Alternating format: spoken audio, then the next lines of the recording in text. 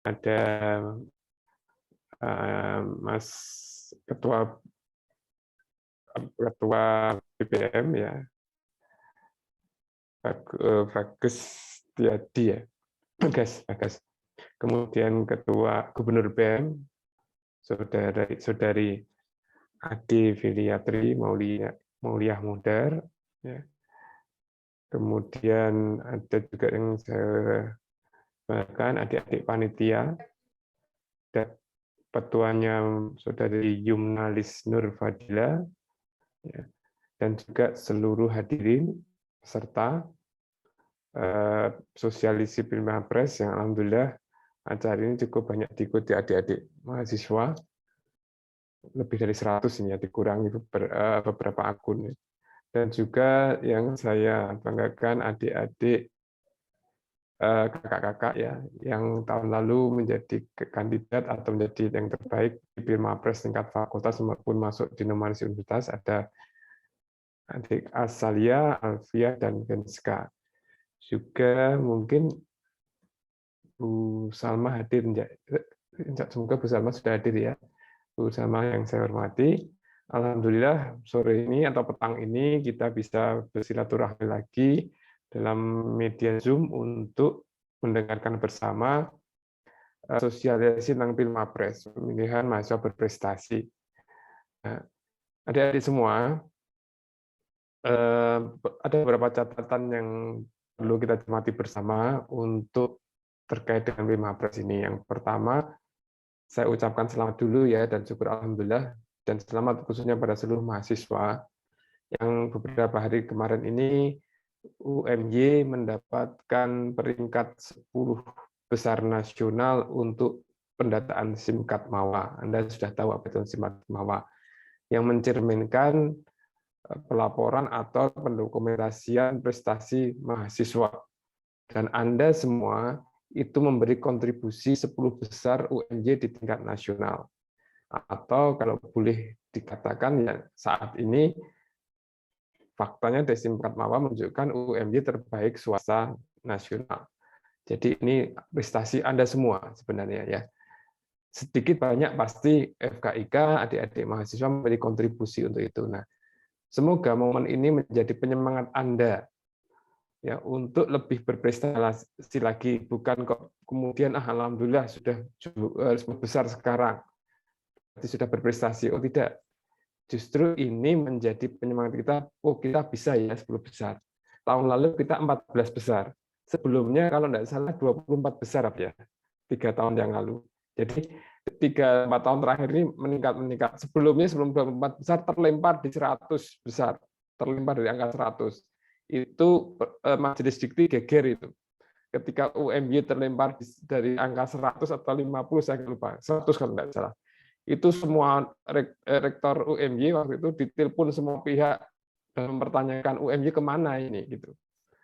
Dari peristiwa itu menjadi pembelajaran buat kami, buat kita semua di UMY untuk mencoba lebih tertib, dan akhirnya saat ini kita bisa mencapai prestasi 10 besar. Dan kalau itu mau disandingkan atau dibandingkan, 10 besar kita itu saat ini dilihat ya, terbaiknya UGM, yang lain negeri, Jogja itu UGM, nomor berapa itu UNY ya.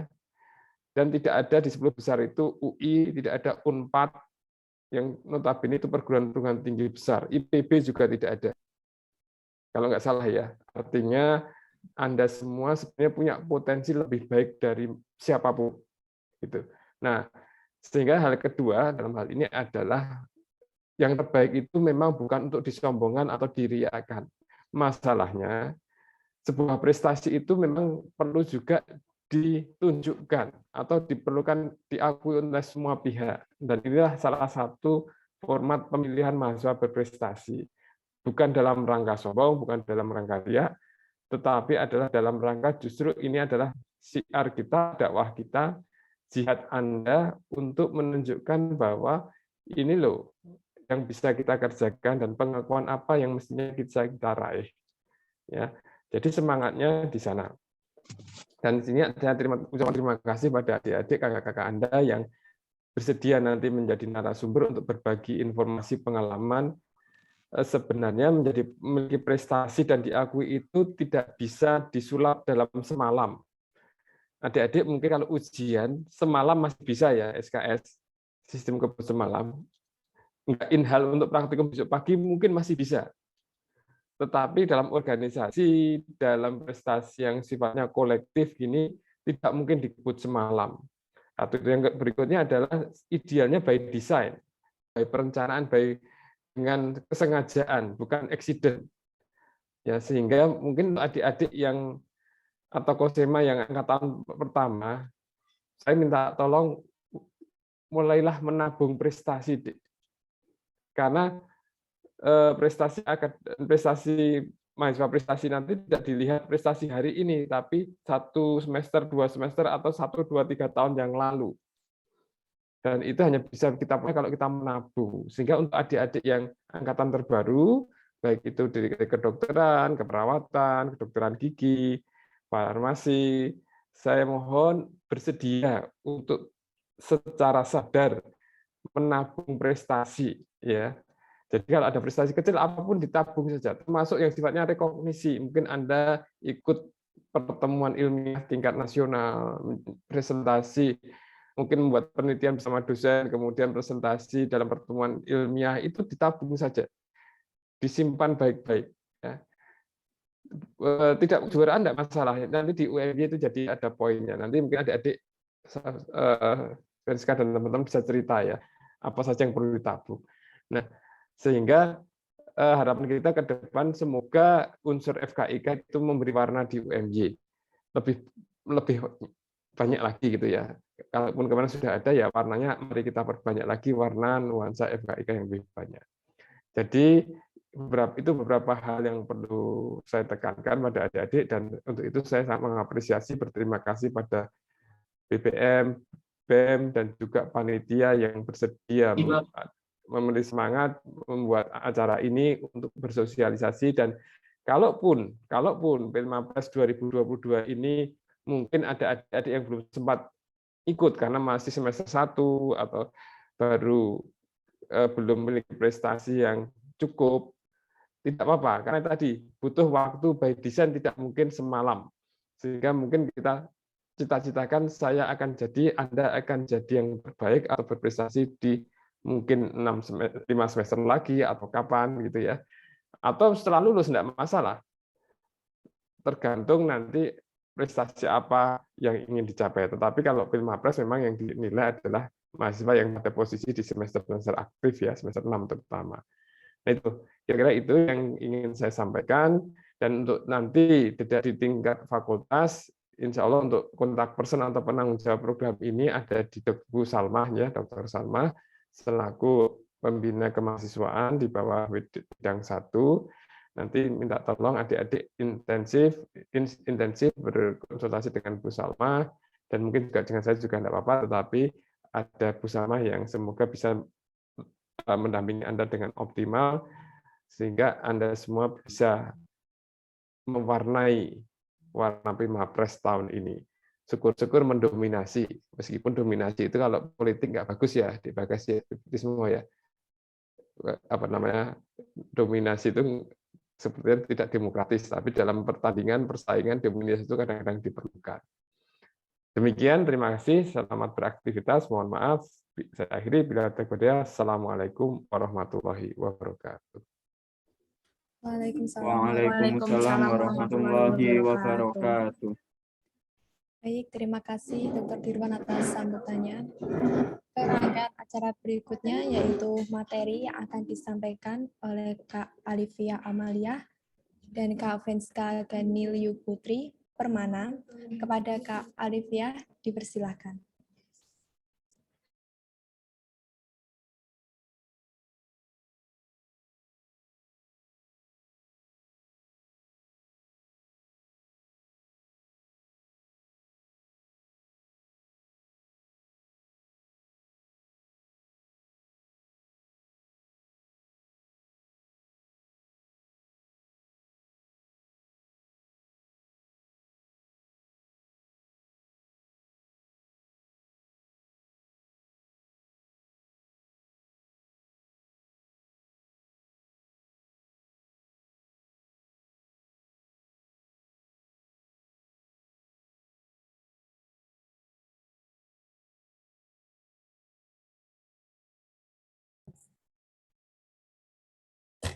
Sebelumnya, apakah suara saya sudah masuk? Sudah Kak Alfiah, sudah masuk. Oke, baik. Bismillahirrahmanirrahim. Assalamualaikum warahmatullahi wabarakatuh. Waalaikumsalam warahmatullahi wabarakatuh. Rabbi ishrah li sadri wa yassir li amri wahlul 'uqdatam min lisani yafqahu qawli. Hamdan wa syukranillah, shalatan wa salaman ala Rasulillah amma ba'd. Pada Allah kita senantiasa bersyukur, dan kepada Rasulullah Muhammad SAW kita senantiasa bersalawat. Sebelumnya terima kasih banyak kepada teman-teman BEM atas kesempatan yang sudah diberikan kepada kami. Juga terima kasih banyak kepada Dr. Dirwan atas penyampaian dan juga wejangan dari beliau tadi. Semoga dapat kita sama-sama aplikasikan dan kemudian dapat memberi warna sebagai mahasiswa-mahasiswa FKIK di Pilmapres tahun ini. Baik, di sini saya akan mengawali terkait sosialisasi Pilmapres dan mewakili teman-teman Komapres juga dari universitas, di mana kami akan menyampaikan terkait beberapa hal yang harus dipersiapkan oleh teman-teman dari FKIK yang kemudian hendak mendaftar untuk Pilmapres tahun 2022. Boleh di next.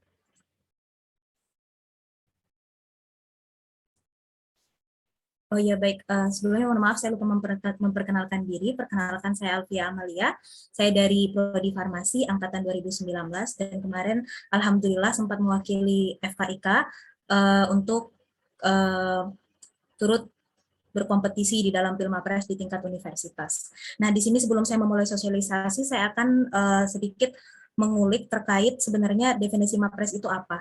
Jadi di sini ada salah satu quotes yang sampai sekarang masih menjadi inspirasi bagi saya, yang disampaikan oleh Kakanda Syafiq Rizqullah. Dia itu merupakan Mapres 1 Universitas Muhammadiyah Yogyakarta tahun 2020, di mana beliau ini saat ini sedang menempuh studi di Ankara University di Turki, di mana beliau itu pada salah satu materi yang beliau bawakan waktu kami sedang Pilmapres, pernah berkata bahwa menjadi Mapres adalah menjadi yang paling berusaha dan yang paling berjuang. Jadi menjadi Mapres itu sebenarnya bukan hanya tentang prestasi, walaupun tadi dikatakan oleh Dr. Dirwan prestasi itu harus ditampakkan, tetapi lebih dari itu menjadi Mapres juga harus memberikan kontribusi dan memaksimalkan potensi diri untuk kemudian dapat bermanfaat bagi sesama, seperti itu. Mungkin boleh di next. Nah, untuk topik kita malam ini, ada beberapa bagian. Yang pertama sharing dan motivasi, itu akan dibawakan oleh saya sendiri. Dan mungkin nanti bakal ditambahkan juga dari teman-teman Komapres yang lain, dari Mbak Asa ataupun dari Venska. Kemudian untuk yang selanjutnya adalah tips penyusunan KTI dan juga presentasi. Nanti insya Allah akan disampaikan oleh Venska. Lalu terkait teknis Pilmapres tahun 2022, insya Allah akan disampaikan oleh Mbak Asalia. Boleh di next.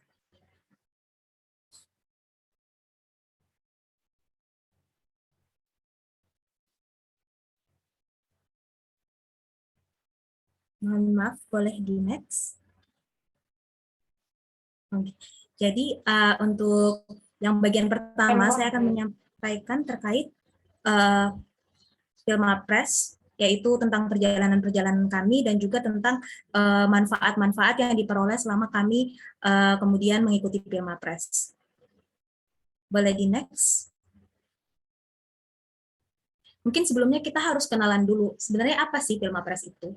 Jadi Pilmapres itu secara general ataupun secara terminologi umum merupakan kegiatan kompetisi untuk kemudian memberikan penghargaan kepada mahasiswa yang berprestasi, seperti itu. Jadi penghargaan itu sebenarnya perlu juga gitu agar kemudian selain memberikan motivasi bagi mahasiswa tersebut yang kemudian mempunyai prestasi, juga kemudian memberikan motivasi bagi mahasiswa-mahasiswa lain untuk bisa meraih prestasi-prestasi yang lebih banyak lagi, seperti itu. Nah, kemudian lebih dari itu sebenarnya Pilmapres tak hanya sebatas kompetisi, teman-teman. Jadi Pilmapres itu kalau yang aku dan juga teman-teman Komapres dari FKIK pahami merupakan sebuah gerbang untuk menuju proses-proses lain, proses-proses berikutnya di mana kita itu mengembangkan diri kita, dan di mana kita itu bisa kemudian berkontribusi dan memberikan inspirasi yang sangat baik bagi orang-orang ataupun bagi mahasiswa-mahasiswa yang kemudian mungkin membutuhkan motivasi ataupun mungkin membutuhkan dukungan dalam berprestasi dan kemudian mengikuti berbagai macam kegiatan-kegiatan positif seperti itu. Kemudian menjadi gerbang juga buat kami mengikuti Komapres, yaitu komunitas mahasiswa berprestasi, di mana di komunitas mahasiswa berprestasi ini kita pun akan menemukan banyak lagi hal-hal bermanfaat lainnya, seperti itu.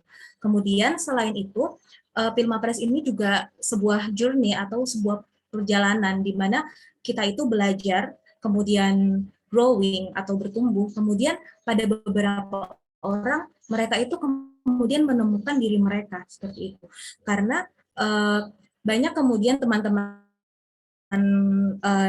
yang saya temui selama Pilmapres yang awal itu tidak mengetahui kalau mereka itu ternyata punya bakat di sini, punya bakat di bidang A ataupun di bidang B, dan kemudian ketika mereka masuk Pilmapres, mereka kemudian sadar kalau, oh ternyata saya punya bakat, dan bakat itu bisa dikembangkan. Jadi Pilmapres itu kayak kan Pilmapres itu melibatkan proses di mana kita itu akan mengumpulkan sertifikat-sertifikat yang pernah kita punya, seperti itu. Dan kemudian ketika nanti sertifikatnya terkumpul, kita kemudian sadar kalau ternyata kita itu punya prestasi juga, seperti itu. Kita kemudian sadar kalau dari sertifikat-sertifikat itu ternyata kita juga bisa memberikan kontribusi seperti itu. Jadi kemudian Pilmapres itu akhirnya memotivasi para mapres-mapres untuk kemudian lebih mengembangkan diri mereka lagi untuk kemudian lebih berprestasi lagi, seperti itu. Ada juga kemudian teman-teman yang di Komapres, contohnya saya sendiri yang sebelumnya itu agak sulit kemudian untuk public speaking seperti ini, akan tetapi kemudian setelah saya ikut ke dalam kegiatan-kegiatan yang diberikan baik selama proses seleksi maupun sampai akhirnya saya menjadi anggota Komapres, menemukan diri saya sendiri bahwa ternyata saya itu juga bisa melakukan public speaking walaupun mungkin tidak sebagus teman-teman yang lain, tetapi setidaknya saya bisa, seperti itu. Mungkin bisa di next. Nah, kemudian poin pentingnya adalah bagaimana kemudian saya, kemudian Mbak Asa ataupun Venska kemudian memulai untuk masuk Pilmapres. Maksudnya apa kemudian yang memotivasi kami untuk ikut? Sebenarnya ikut Pilmapres itu sesuatu yang unplanned dan unexpected. Jadi sesuatu yang kemudian nggak kita rencanakan dan juga nggak pernah kita ekspektasikan, seperti itu. Nah, langkah-langkah yang kami lalui itu juga banyak, teman-teman. Jadi kayak dari awal kami itu hanya orang mahasiswa-mahasiswa biasa yang kemudian memaksimalkan potensi-potensi yang ada dalam diri mereka, seperti itu. Jadi sama seperti yang tadi disampaikan oleh Dr. Dirwan, Pilmapres itu bukan kemudian perjalanan yang misal malam ini baru mendapatkan prestasi kemudian langsung jadi mapres, tidak seperti itu. Jadi progresnya itu panjang dan berkala, seperti itu. Nah, jadi kalau misalkan nanti kemudian teman-teman mulai tertarik untuk mendaftar ataupun untuk ikut ke dalam kegiatan ini, mari kemudian mempersiapkan diri, seperti itu. Nah, yang pertama, adapun langkah yang pertama yang menurut di sini saya menyimpulkan saja ya dari kemudian apa yang disampaikan oleh Mbak Asa ataupun yang disampaikan oleh Venska dari kemarin kita sharing dan sosialisasi, di mana step paling pertama yang sepertinya semua mapres itu melakukan step itu, yaitu menjadi orang-orang yang aktif kemudian memaksimalkan potensi diri mereka masing-masing. Dan bagaimana kemudian caranya menjadi orang yang aktif dan memaksimalkan potensi diri, yaitu mengikuti berbagai kegiatan yang kemudian menarik ataupun kegiatan-kegiatan yang kita sukai, misalnya mengikuti event-event, kegiatan-kegiatan, summer school, lomba, maupun organisasi-organisasi, seperti itu. Kemudian setelah akhirnya ada orang-orang yang menotis kalau kita aktif, ada kemudian beberapa orang yang akhirnya mengajak, merekomendasikan, dan beberapa orang bahkan kemudian dipaksa gitu untuk mengikuti Pilmapres, seperti itu. Termasuk saya sendiri, jujur dari awal saya tidak berniat untuk ikut, akan tetapi karena kemudian ajakan dari dosen pembimbing, kemudian ajakan dari kakak-kakak mapres sebelumnya, juga teman-teman, akhirnya saya pun mendaftar, seperti itu. Dan alhamdulillah ternyata Pilmapres itu mengantarkan saya ke banyak hal-hal baik dalam hidup, seperti itu. Kemudian Ada juga tapi beberapa teman-teman Mapres yang kemudian memang sudah dari awal merencanakan kalau mereka itu ingin ikut Pilmapres, dan itu lebih bagus lagi karena misalnya salah satu contohnya seperti yang kemarin juara 1 Mapres itu memang mereka sudah punya ambisi kemudian untuk menjadi Mapres, seperti Mbak Anissa Sofia yang kemudian menjadi Mapres 1 di tahun ini, ataupun Mas Syafiq Rizqullah yang menjadi Mapres 1 di tahun 2020. Mereka itu termasuk orang-orang yang memang sudah punya keinginan dan sudah mempersiapkan diri mereka. Jadi sebenarnya semakin banyak kita mempersiapkan diri, maka semakin baik, seperti itu. Nah, jadi walaupun kami-kami yang kemudian presentasi hari ini kebanyakan mungkin karena dipaksa ataupun karena direkomendasikan orang-orang, semoga teman-teman yang kemudian hadir pada kegiatan kita di malam ini adalah orang-orang yang kemudian memang ada motivasi untuk memang mengikuti kegiatan Pilmapres ini dari awal sampai akhir, seperti itu. Sehingga nanti akan lahir Mapres-Mapres yang luar biasa dari forum ini, dari fakultas kita tercinta, seperti itu. Kemudian untuk langkah selanjutnya setelah kita kemudian diajak dan direkomendasikan tadi, akhirnya kita kemudian mulai mempersiapkan diri, yaitu kita udah mulai mendaftar, memasukkan nama kita ke dalam Google Form, kemudian mulai merekap sertifikat-sertifikat prestasi yang ada, dan juga membuat KTI, seperti itu. Dan sebenarnya inti dari Pilmapres itu adalah merasakan proses persiapannya, seperti itu. Jadi yang pertama kita akan melakukan rekapitulasi dari sertifikat yang kita punya gitu. Jadi waktu aku pribadi kemudian merekap beberapa sertifikat yang kemudian saya punyai, kayak muncul perasaan kalau ternyata aku lumayan juga ya ikut di event ini, walaupun nggak maksimal tapi at least ada gitu, at least memiliki sertifikat dan pernah ikut. Berarti setidaknya kalau dibilang nggak berbakat ya ada bakat sebenarnya, seperti itu.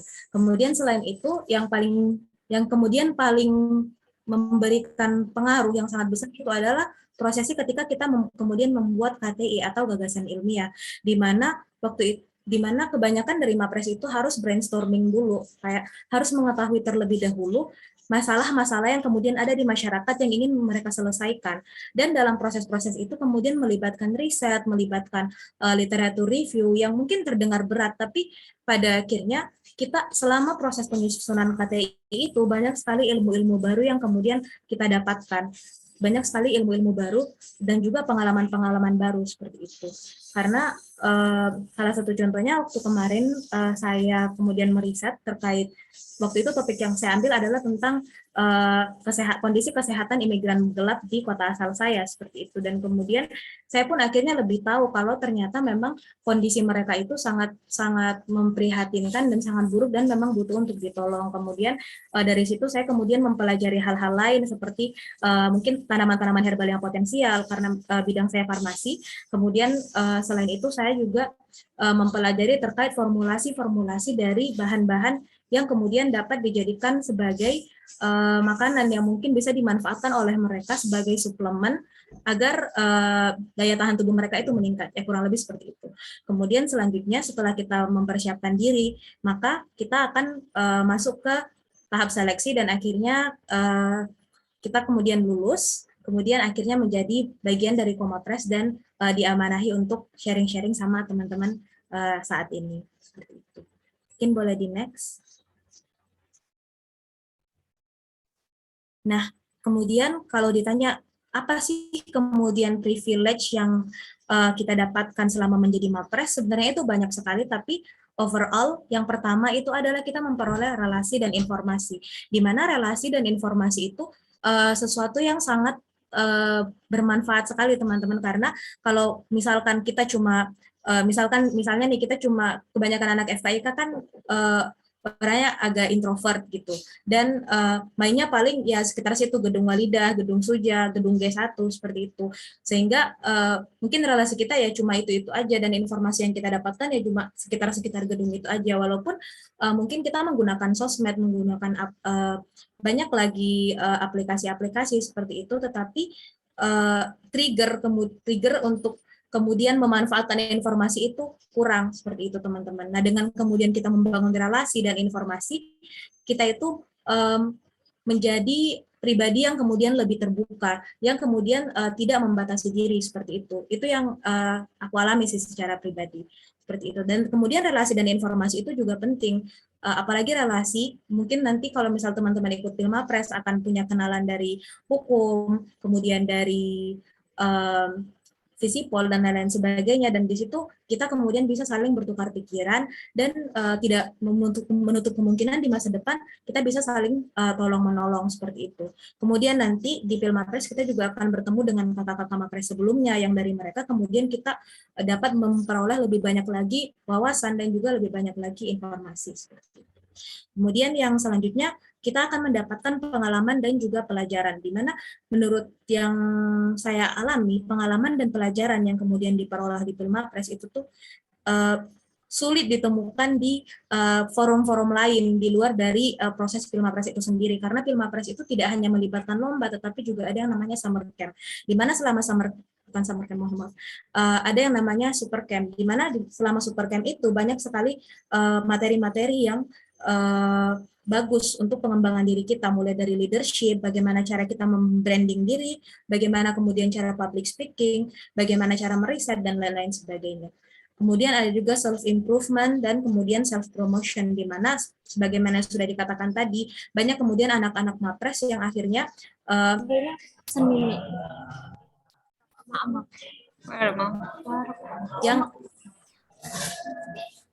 yang akhirnya kemudian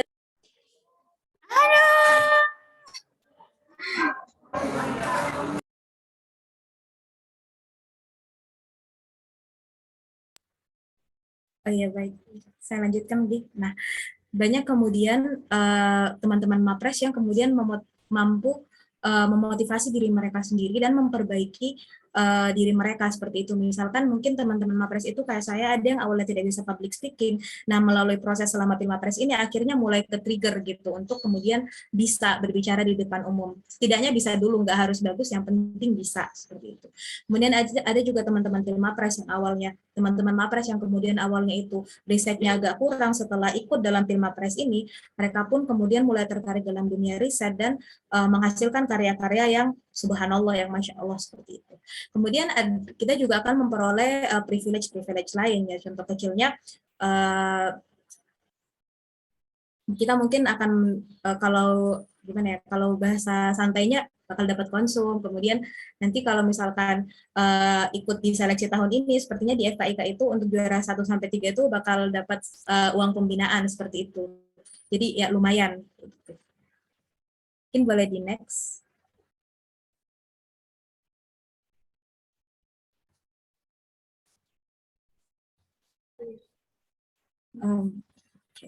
Nah, kemudian kenapa sih kemudian teman-teman harus bukan harus, kenapa kemudian kita menyarankan teman-teman untuk ikut ke dalam proses Pilmapres dan kemudian menjadi Mapres dan tergabung dalam Komapres, itu sebenarnya ada beberapa hal.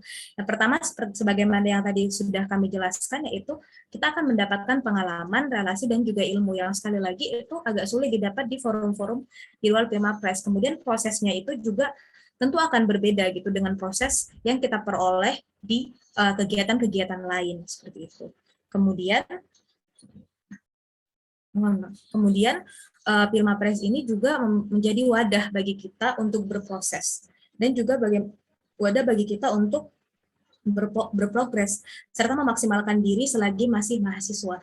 Karena menjadi Mapres ataupun ikut dalam Pilmapres itu adalah kesempatan yang langka dan cuma ada selama kita menjadi mahasiswa, seperti itu teman-teman. Dan kesempatannya itu tidak selalu ada untuk setiap angkatan. Untuk tahun ini yang berkesempatan untuk ikut itu adalah dari 2019 sampai kemudian ke bawah sampai 2021 seperti itu. Jadi kesempatannya itu cukup langka, maka mari kemudian memanfaatkan kesempatan itu selagi bisa, seperti itu. Walaupun kemudian nanti kita mungkin tidak akan menjadi yang paling pertama, kita mungkin tidak akan menjadi juara, mungkin cuma di bawah-bawahnya saja, tetapi at least kesempatan kita untuk kemudian memperoleh pengalaman, relasi, dan ilmu-ilmu tadi juga segudang manfaat tadi itu ada, seperti itu. Karena relasi, karena juara maupun kemudian prestasi yang kemudian kita peroleh itu sebenarnya hanya tidak memiliki pengaruh yang lebih besar dibandingkan dengan prosesnya, seperti itu. Jadi dalam prosesnya itulah yang kemudian kita belajar dan pelajaran yang didapatkan itu sangat bermanfaat. Seperti itu. Kemudian yang selanjutnya adalah jalan dakwah. Ini secara religiusnya ya. Salah satu mapres dari FKIK pernah mengatakan, pernah menuliskan bahwa kalau kemudian kalau kemudian belajar itu adalah ibadah, maka berprestasi itu adalah dakwah.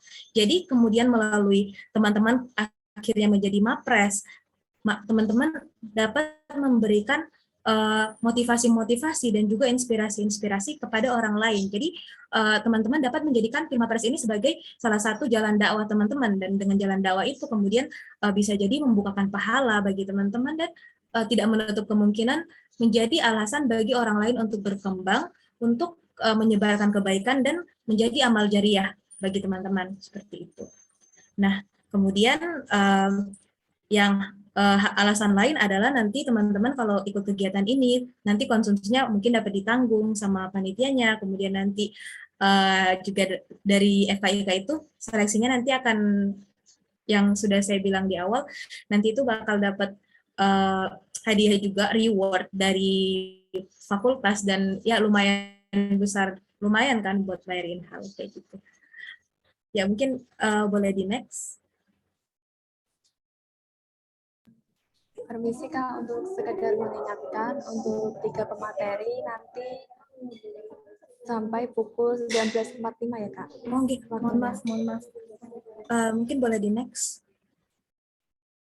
Oh baik. Nah, kemudian ini adalah beberapa pesan untuk Camapres FKIK. Jadi yang pertama itu, mari kemudian mengeksplor diri dan juga selalu mencoba hal-hal baru.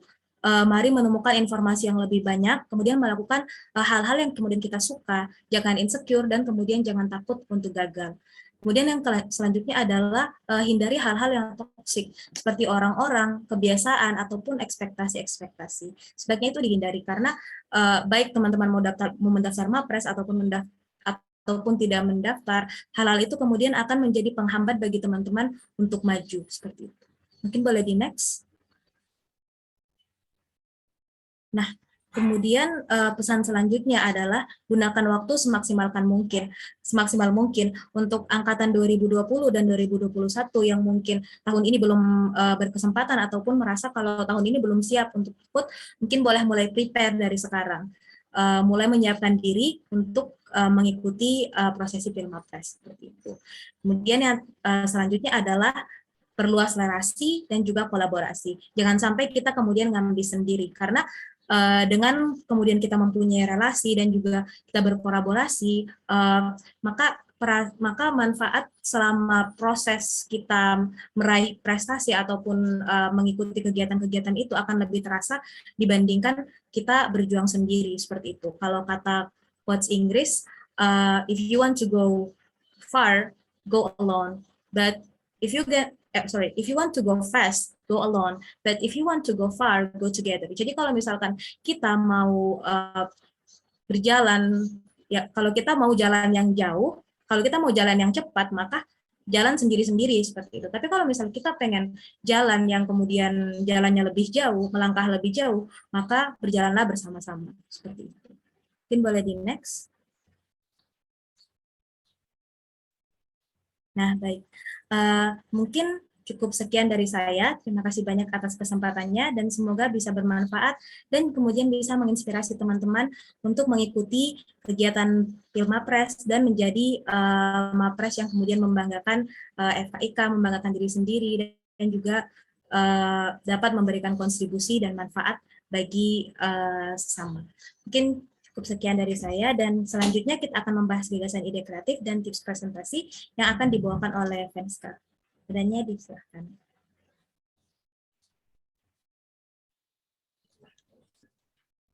Baik, terima kasih atas Kak Alfiah tentang materinya. Selanjutnya untuk materi berikutnya akan disampaikan oleh Kak Venska Ganiyu Putri Permana. Kepada Kak Venska, waktu dipersilahkan. Oke, halo, kedengeran ya suaraku? Jelas nggak? Sudah kedengeran, Kak. Mungkin aku kenalan dulu ya. Ini naikin dulu dong slide-nya. Jangan yang langsung itu ya, atas dulu. Oke. Perkenalkan ya, aku Venska Ganiyu Putri Permana. Kedokteran angkatan 2019. Di sini aku mau menyampaikan beberapa informasi ya terkait dengan gagasan ide kreatif dan tips presentasi. Mungkin agak spill sedikit karena nanti di akhir ini akan dijelaskan tentang sosialisasinya terkait dengan MAPRES, tapi aku bakal spill sedikit tentang gagasan ide kreatif yang ini tuh jadi salah satu syarat yang kalau misalnya teman-teman daftar itu harus ada ini gitu. Sebelumnya mungkin dari teman-teman ada yang tahu nggak gagasan ide kreatif itu apa? Mungkin ada 1-2 relawan yang mau menjawab gagasan ide kreatif itu kayak gimana sih?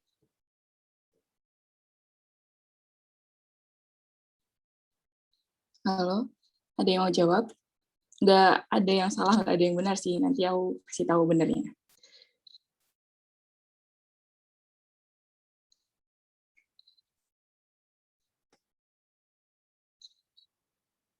Nggak ada nih.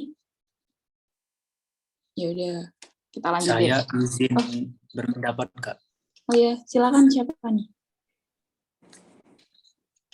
Kalau menurut saya, gagasan ide kreatif itu ide atau suatu pikiran yang dimiliki seseorang dalam membuat hal-hal yang baru gitu. Oke, good, benar. Dia memang terkait sama inovasi gitu. Oke, aku jelasin lebih lanjut ya. Makasih. Tadi siapa ya namanya?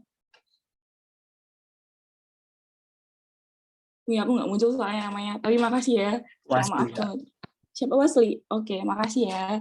Oke, kita lanjut ya ke slide selanjutnya.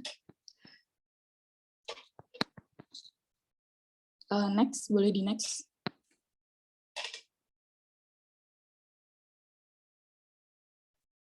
Oke, jadi gagasan ide kreatif ini itu merupakan karya tulis ilmiah berupa konsep atau strategi yang berisi uraian mengenai permasalahan yang membutuhkan solusi, serta dilandasi oleh penalaran yang logis dan data yang akurat.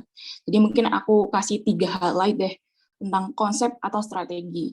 Jadi memang isinya dari gagasan ide kreatif ini merupakan suatu hanya konsep aja gitu. Jadi kayak kita mikirin ini tuh ide seperti apa sih yang bakal kita rancang gitu. Tidak serta-merta akan dilakukan gitu. Tapi walaupun kita nggak sampai melakukannya atau merealisasikannya, tapi kita harus memikirkan secara kompleksnya, apakah ada kaitannya dengan hal-hal yang lain seperti itu. Yang kedua terkait dengan permasalahan yang membutuhkan solusi. Jadi pemilihan suatu masalah yang kita angkat ini harus serta-merta dengan adanya solusi. Pemilihan permasalahan juga harus sesuai dengan urgensinya. Seberapa penting sih masalah yang kita angkat itu. Lalu yang ketiga terkait dengan penalaran yang logis dan data yang akurat. Ini juga akan membantu dari masalah yang kita angkat, bahwa masalah yang kita angkat ini tuh benar-benar dibutuhkan loh, benar-benar bisa memberikan sumbangsih yang sangat besar kalau misalnya direalisasikan. Itu. Jadi nanti kalau misalnya ide kreatif ini tuh dilaksanakan, ini tuh akan memberikan manfaat yang sangat besar kepada masyarakat sekitar. Ini seperti itu untuk gagasan ide kreatif. Kita next selanjutnya. Nah, di sini aku mau ngasih tips buat teman-teman semuanya terkait gimana sih mencari ide dari gagasan ide kreatif sendiri. Ini mungkin agak mirip sama karya tulis ilmiah, tapi ya agak lebih beda dikit gitu. Nah, yang pertama itu tentang determine the scope of the problem. Jadi kayak kita tuh mencari jangkauan secara umumnya itu terkait masalahnya gitu. Mungkin aku ngasih beberapa tips. Yang pertama sesuai dengan minat yang disukai oleh teman-teman gitu. Contohnya misalnya nih aku lagi senang banget terkait dengan masalah ekonomi. Gitu kayak misalnya aku lagi senang investasi gitu. Jadi lebih terfokus pada ekonomi gitu. Atau lebih gampangnya lagi kita sesuai dengan program studi kita yaitu tentang kesehatan gitu. Ini menurut aku dengan sesuai dengan program studi kita yang tiap hari kita belajar, tiap hari kita ulas, ini lebih membantu kita untuk tahu lebih banyak terkait dengan masalah yang kita akan ulas. Ini jadi poin poin penting juga kalau misalnya nanti ditanya gitu, ditanya waktu presentasi, kita bisa jawab secara detail dan secara dalam. Itu yang pertama. Yang kedua, kita mendefine problem. Jadi kita cari dari masalah itu. Jadi kita udah nemuin jangkauannya, kita cari masalahnya. Kira-kira di bidang, misal tadi bidang kesehatan ya, kita ambil bidang kesehatan aja karena lebih gampang. Di bidang kesehatan sini ada masalah apa aja sih gitu. Nah, caranya itu adalah kalian harus peka terhadap lingkungan sekitar gitu. Apa aja sih masalah yang mungkin ada yang awalnya kita nggak sadar gitu, tapi dengan kita peka, kita mungkin akan nemuin 1, 2, 3 masalah yang belum terpecahkan. Tuh. Atau bisa juga teman-teman baca tuh berita-berita yang lagi happening gitu, atau baca artikel yang kok kayak ini seru nih kalau diulas gitu. Atau mungkin ini ada lagi gitu, ada tentang industri 4.0. Ini yang lagi dibahas juga gitu. Itu bisa jadi tambahan tambahan ide lah buat teman-teman ketika kita mau menghadapi industri 4.0 ini gimana ya gitu. Terkait dengan tadi jangkauan yang sudah kita ambil itu adalah kesehatan misalnya gitu. Gimana sih dengan sisi lain dari kesehatan ini menghadapi industri 4.0 seperti itu. Atau ada yang lebih detail lagi nih terkait dengan SDGs atau Sustainable Development Goals. Di sini ada 13 ya. Maaf, ada berapa sih itu? 17 sorry. Ada 17 masalah yang terutama di Indonesia, di dunia dan di Indonesia ini sebenarnya hampir sama. Ini tuh yang masih belum terpecahkan hingga saat ini. Jadi kalian bisa ambil tuh beberapa masalah-masalah ini yang bisa diangkat seperti itu. Mungkin aku bisa kasih contoh nih dari yang udah aku ambil dulu ya. Jadi dulu emang aku ambilnya concernnya ke kesehatan karena emang lebih mudah aja karena yang sering kita ulas. Jadi waktu itu aku ngambil tentang tantrum gitu. Alasannya karena aku punya seorang keponakan yang saat itu sedang mengalami masa tantrum. Nah, waktu itu ponakanku itu udah mau masuki masa sekolah gitu. Tapi kenapa dengan kondisi tantrum ini malah makin memburuk, makin buruk lah gitu. Nah, harusnya kalau dari penelitian yang aku cari itu sebenarnya tantrum itu tuh normal dihadapi oleh setiap anak. Tapi semakin bertambahnya dewasa, itu harusnya semakin membaiklah gitu. Tapi kenapa ini tidak membaik? Nah, ini menjadi suatu permasalahan lainnya. Tuh. Nah, dari itu masalah yang aku angkat. Tuh. Nah, untuk bisa dapat suatu masalah ini, aku juga nggak bisa langsung kayak menjudge, ambilin satu gitu. Nggak, jadi kayak ambil beberapa masalah terkait dengan si anak itu. Apakah dia tantrum juga, ataukah ada yang masalah lain terkait gizi dan yang lain-lain. Jadi jangan ambil masalah itu cuma dari satu poin aja gitu. Jadi ambilnya dari beberapa, lalu kita cari datanya, faktanya, apakah dari masalah-masalah ini mana yang paling urgensi, mana yang paling terjadi banyak di Indonesia ini paling banyak terjadi. Untuk prevalensinya tinggi, itu yang bisa diambil jadi sebuah data yang sangat berpotensi diambil sebuah masalahnya. Itu ya, itu untuk masalah yang bisa diambilnya. Kita coba next. Oke. Ketiga, terkait find the root. Jadi ketika kita udah dapat masalah, kita misalnya tadi aku ambilnya tantrum tadi dari tiga aspek tadi, 3 masalah yang udah ambil, kita ambil satu tantrum. Nah, ternyata setelah aku cari-cari juga, tantrum ini tuh udah banyak nih yang neliti ya gitu, udah banyak nih yang kasih solusi. Nah, caranya biar kita bisa masuk nih ke solve-nya, ke solusinya adalah kita kritisi tentang solusi apa aja sih yang udah pernah diangkat, apa aja sih kelemahannya yang bisa dievaluasi, yang itu bisa jadi kayak poin penting buat kita tingkatkan dari solusi itu. Jadi kalau bisa dibilang solusi ini tuh nggak perlu sesuatu hal yang baru, tapi sesuatu yang bisa diinovasikan. Itu kayak dibilang tadi, siapa tadi, Walif ya? Tadi bilangnya kalau ada suatu inovasi. Tuh. Jadi tidak perlu sesuatu yang baru, tapi kita memperbarui. Tuh. Untuk mencari suatu dari akar masalah.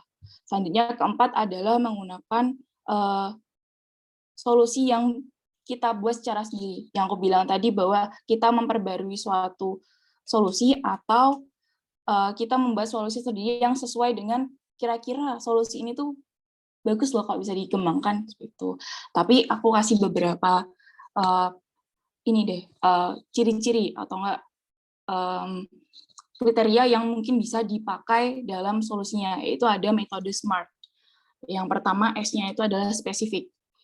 Jadi semakin solusinya ini tuh spesifik terhadap misal pada orangnya, sasarannya, waktunya, itu semakin bagus. Lalu yang kedua adalah M, measurable. Jadi dapat diukur atau bisa dibilang ada indikator keberhasilannya. Jadi kan aku bilang bahwa kalau gagasan kreatif ini tuh walaupun cuman suatu ide ataupun konsep, tapi kita harus juga memikirkan bagaimana terrealisasikannya ide tersebut. Nah, gimana bisa terrealisasi kan ada indikatornya. Nah, indikator ini yang harus ditentukan. Itu misal dari aku tadi tantrum. Tuh, aku cari-cari ternyata tantrum ini tuh dengan metode waktu itu aku ada baca tentang metode menggunakan painting. Jadi anak ini tuh diberikan dialihkan perhatiannya dengan cara menggambar. Gitu. Nah, dilakukan seperti itu, dialihkan perhatian ketika melakukan tantrum, dialihkan dengan cara painting, itu dilakukan selama 3 bulan itu cukup berhasil. Nah, berarti kan ada tenggang waktunya lah gitu, ada kaitan ukurannya dalam waktu 3 bulan itu kira-kira bisa berhasil loh gitu. Nah, itu bisa diukur seperti itu. Lalu yang ketiga tentang acceptable. Acceptable ini intinya adalah tidak melanggar dari hukum, norma ataupun moral. Jadi walaupun solusinya ini mungkin kita bisa, tapi kita juga harus melihat dari sopan santunnya. Misalnya kita terapin kepada masyarakat, ini melanggar nggak ya? Gitu. Sopan nggak ya? Itu juga harus dipikirkan. Lalu yang keempat tentang realistik. Jadi aku bilang tadi bahwa ini tuh walaupun tidak direalisasikan, tapi harus dipikirkan juga terkait dengan realistisnya ya. Kalau misalnya dicapai terkait dengan dana, waktu, ini bisa nggak ya? Gitu. Jadi harus diulas satu persatu. Lalu yang kelima terkait time bound. Jadi ada tenggang waktunya. Gitu. Biasanya kalau nanti coba teman-teman juga bisa lihat di pedomannya, ada menyertakan terkait timeline. Jadi kira-kira dari pelaksanaan gagasan ide ini tuh dilaksanakan kira-kira bisa berapa lama sih? Itu ada batas waktunya gitu. Jadi ini kunci dari SMART ini menjadi penentu sebenarnya dari gagasan ide kreatif ini gitu. Kita next ya. Halo. Oke. Nah, ini mungkin simpelnya ya. Kita bisa lihat di diagram ini gambaran kecilnya lah dari gagasan ide kreatif. Itu yang pertama dari situasi saat ini.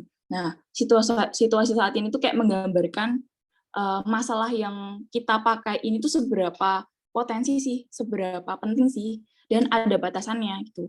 Batasannya misal kita pakainya siapa sih sasarannya, orangnya siapa, lalu ada di mana wilayahnya, semakin detail dari wilayah itu semakin bagus juga gitu.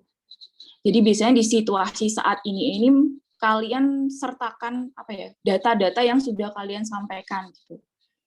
Gitu kan, misalnya potensi tadi dari tantrum ini biasanya tadi dialami oleh setiap anak di usia berapa-berapa, dan kejadian paling banyak di usia berapa, di Indonesia sendiri berapa kejadian paling banyak, berapa kejadiannya gitu. Dalam bentuk persen ini menjadi kayak unggulan lah, poin penting yang harus di-highlight gitu. Lalu yang untuk uraikan situasi yang membutuhkan penanganan biasanya ini disertakan juga kayak kondisi, misalnya masalah yang dihadapi dari masalah yang kita hadapi ini tuh adakah hambatan enggak ya gitu. Misalnya kayak aku tantrum tadi. Nah, si anak tantrum ini tuh biasanya kalau dia mengalami masa tantrum, orang tuanya tuh gimana sih menanganinya, itu jadi tambahan di situ bisa tulis, misalnya cuma dibiarkan atau enggak anaknya ini tuh dikasih mainan yang lain gitu. Itu bisa ditambahkan di uraian situasi yang membutuhkan penanganan gitu. Lalu yang sebelah kanannya ya, ini ada singkatannya lebih gampang lagi, yaitu sahabat. Yang pertama sasaran ya. Ya, tadi terkait dengan metode SMART-nya diuraikan satu persatu gitu. Lalu yang hambatannya. Nah, hambatan di sini bukan terkait dengan masalahnya, beda dengan yang uraian situasi tadi ya. Hambatan di sini terkait dengan gimana sih jalannya ide gagasan ide ini bisa terrealisasikan. Misalnya, kayak tadi contoh tantrum nih. Kalau tantrum sendiri dari kondisi keluarga, misal hambatannya dari kondisi keluarga ini terkesan konservatif gitu. Itu bisa jadi taman juga, atau enggak dari dananya untuk mencapai dari perealisasian dari gagasan konsep ini, dananya yang dikeluarkan ini cukup mahal gitu. Ini bisa jadi hambatan untuk terrealisasikannya dari gagasan ide. Lalu yang kedua, bantuan. Bantuan ini yang seperti aku bilang bahwa gagasan ide itu cukup kompleks karena kita memikirkan hal-hal yang berkaitan dengan perealisasiannya gagasan ide kreatif. Itu terkait dengan mitra penting gitu. Misalnya kita berkaitan sama pemerintah, atau enggak dusun mana, atau enggak misalnya kayak tadi tantrum itu kan berkaitan dengan orang yang mengasuh dari anaknya gitu. Jadi ada suatu dukungan kecil lah untuk membantu dari terrealisasinya gagasan ide ini agar terrealisasi gitu. Lalu yang terakhir tentang tindakannya. Nah, tindakan ini tuh sebenarnya bisa diuraikan dalam bentuk poin-poin gitu. Jadi gimana sih langkah-langkahnya teman-teman menjelaskan untuk merealisasikannya dari ide kreatif ini. Misalkan mungkin dari survei dulu, ataukah survei observasi, terus tanya-tanya gimana sih kondisi sana gitu. Baru dijalankan solusinya tadi seperti itu. Jadi dijelaskan sedetail mungkin agar yang baca itu juga tahu, oh kayak gini ya konsepnya. Ternyata gampang ya kalau misalnya direalisasikan. Itu. Selanjutnya,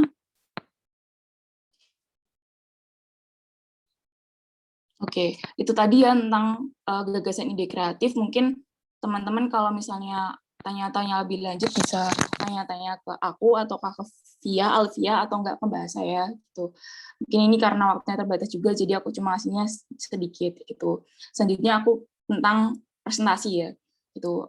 Sebenarnya nggak jauh-jauh beda juga sih presentasi gagasan ide dengan presentasi dengan yang lain. Cuman memang harus dipikirkan tentang materi yang akan disampaikan ini itu. Yang pertama mungkin tips dari aku adalah mempersiapkan slide-nya yang menarik itu. Jadi persiapan dari PPT-nya sendiri yang harus serta-merta bisa menarik perhatian dari audiensnya itu. Kalau teman-teman tahu juga tentang rules of presentation yaitu 10 20 30. Yaitu 10 slide, 20 menit dan 30 fontnya ya gitu. Kalau untuk 10 slide sendiri sebenarnya menurut aku itu masih terlalu dikit sih gitu. Jadi mungkin bisa 10 sampai 15 atau enggak 20 itu paling banyak. Jangan sampai lebih dari 20 gitu. Lalu untuk 20 menitnya, itu 20 menit itu menurut aku udah sangat ideal gitu. Lebih dari itu tuh udah bikin penontonnya ya audiensnya itu bosen gitu. Di 20 menit itu menurut aku udah sangat ideal untuk melakukan presentasi. Lalu untuk fontnya sendiri ini aku kalau pakai di presentasi itu minimal 20 sampai 30 fontnya gitu. Jadi jangan juga kecil-kecil gitu karena ya nggak semuanya bisa melihat dengan jelas gitu. Kalau misalnya kalau offline ya gitu, karena kalau online ini kan gampang ya bisa di Zoom gitu, tapi kalau yang offline kan belum tentu posisi tempat duduknya juga sama seperti itu. Lalu yang kedua, membuka presentasi dengan berkesan. Ini jadi salah satu penting sih kalau menurut aku. Di kalau dari aku sendiri, presentasi yang menarik itu tuh ditentukan dari awal dan akhir dari presentasi Itu gimana kita bisa menarik dari penonton itu dari presentasi. Oke. Mungkin bisa membuka presentasi ini dengan memberikan suatu quotes atau suatu pertanyaan gitu agar bisa interaksi dengan audiens juga. Lalu yang ketiga, tentang presentasinya itu juga harus disampaikan dengan jelas, tepat, dan dapat dipahami. Terutama karena gagasan ide kreatif ini adalah menyampaikan informasi-informasi yang akan kita susunnya gitu. Jadi ini harus benar-benar paham, jelas, dan penontonnya tuh bisa menerima dengan baik. Itu jadi yang nomor 3 ini menjadi highlight-nya. Lalu yang keempat adalah interaksi dengan audiens dan menggunakan eye contact. Ini misalnya dilakukan secara online sih gitu. Kalau offline sendiri, kalau online sendiri kan emang kurang bisa kelihatan ya teman-teman semua yang mendengarkan gitu. Nah, yang kelima adalah latihan. Ini harus dilakukan karena semakin banyak latihan akan semakin tahu bagaimana kekurangan kalian dalam prestasi. Istilahnya adalah kalian gladi kotor dulu lah dari latihan itu. Yang terakhir adalah jangan lupa untuk berdoa karena manusia yang bisa berencana dan Tuhan yang bisa mengabulkan ya teman-teman. Jadi jangan lupa juga untuk berserah diri pada Allah. Gitu. Next-nya ada lagi. Oke, itu mungkin dari aku ya terkait dengan gagasan ide dan tips presentasi. Nanti kalau misalnya ada yang mau ditanyakan, bisa langsung tanya-tanya ke aku, Alfia, ataupun Mbak Asa. Terima kasih atas perhatiannya dari teman-teman semuanya. Wassalamualaikum warahmatullahi wabarakatuh. Waalaikumsalam warahmatullahi wabarakatuh. Terima kasih Kak atas materi yang telah diberikan. Kemudian untuk materi yang berikutnya yang akan disampaikan oleh Kak Asalia Diestiva Danestri. Kepada Kak Asalia, waktu dipersilakan.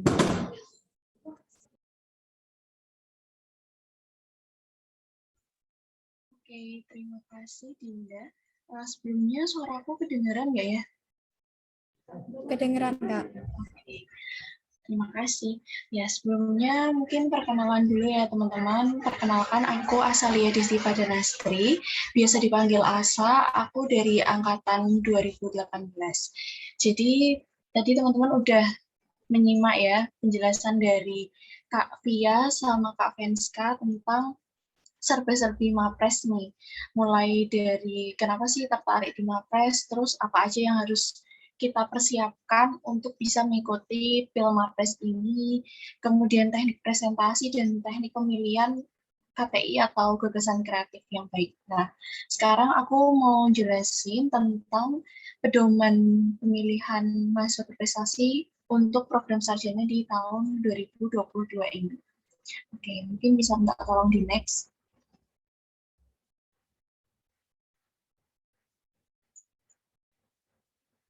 Lanjut lagi.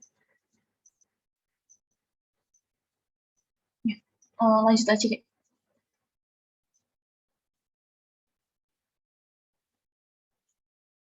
Nah, ke penyelenggaraan sama syaratnya. Nah, mungkin nih teman-teman nanti bisa baca juga di link yang udah disediakan ya teman-teman. Nanti mungkin bisa minta tolong teman-teman panitia mengirimkan link ini ke chatnya. Jadi di sini aku mau memperjelas aja sih teknis yang harus teman-teman ikuti ketika teman-teman mendaftar sebagai mahasiswa untuk pemilihan mahasiswa berprestasi ini. Nah, syarat yang pertama itu teman-teman maksimal ada di semester 6. Jadi untuk Pilmapres tahun ini boleh diikuti oleh mahasiswa tahun angkatan 2019, 2020 maupun 2021. Nah, untuk angkatan 2019 itu juga usianya tidak boleh lebih dari 22 tahun ya teman-teman. Jadi nggak ada batasan angkatan, mau angkatan berapapun, kalau teman-teman mau ikut dan berminat, bisa langsung mendaftar aja. Nah, terus untuk syarat dari IPK-nya sendiri, minimal 3. Nah, biasanya kalau syarat IPK ini bisa minta transkrip ke bagian akademik, atau kalau nggak ada transkripnya, belum ada gitu, bisa di screenshot yang di KRS ya teman-teman. Itu biasanya ada. Nah, kemudian untuk penyelenggaraannya bisa minta tolong diturunin.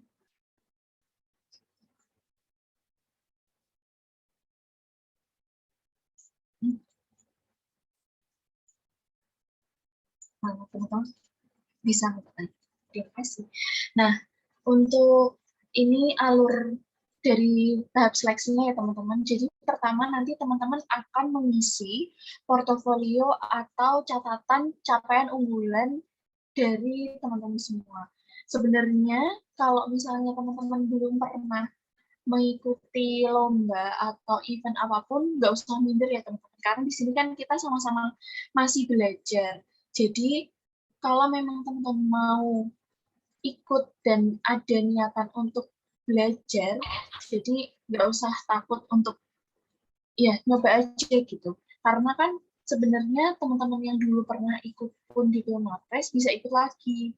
Jadi nggak apa-apa buat sharing-sharing ilmu, buat nyari pengalaman, nambah teman juga bisa banget. Nah, terus setelah teman-teman menuliskan portofolio capaian unggulan atau CU, teman-teman juga harus membuat naskah gagasan kreatif yang tadi udah dijelasin sama Kak Venska ya. Nah, naskah gagasan kreatif ini sebenarnya nggak terbatas pada tema yang sesuai dengan prodi teman-teman. Jadi sebenarnya nggak harus tentang kesehatan. Tetapi biasanya juri itu menilai dari ini prodi apa sih? Nah, itu disesuaikan dengan tema yang kalian pilih. Karena kan biasanya kalau prodi yang berhubungan sama kesehatan nih dianggap lebih menguasai tentang kesehatan daripada tema-tema yang lainnya gitu. Jadi alangkah lebih baiknya memang gagasan kreatif itu disesuaikan dengan prodi dari masing-masing kita ya. Namanya tentang kesehatan gitu. Nah, setelah itu ketika selesai untuk mengumpulkan portofolio capaian unggulan dan naskah gagasan kreatif, ini nantinya akan dinilai oleh dekanat fakultas ya, dan dari panitia Pilmapres sendiri. Kemudian akan diumumkan untuk lolos atau tidaknya seleksi fakultas. Kemudian lanjut lagi kalau lolos ke Supercamp. Nah, Supercamp ini tuh kayak itu teman-teman. Jadi ada materi, terus kita sharing-sharing pengalaman dari mapres-mapres sebelumnya yang sudah berhasil, atau mungkin dari alumni-alumni UMY yang saat ini juga sudah berhasil. Jadi memberikan kita motivasi tentang film mapres dan pandangan dunia yang lebih luas sih menurut aku. Karena nggak cuma tentang film mapres aja, tapi gimana caranya presentasi, terus teknik kita untuk membuat gagasan kreatif itu seperti apa gitu. Nah, terus ketika selesai dari Supercamp, ada lanjutan dari seleksi di tingkat universitas.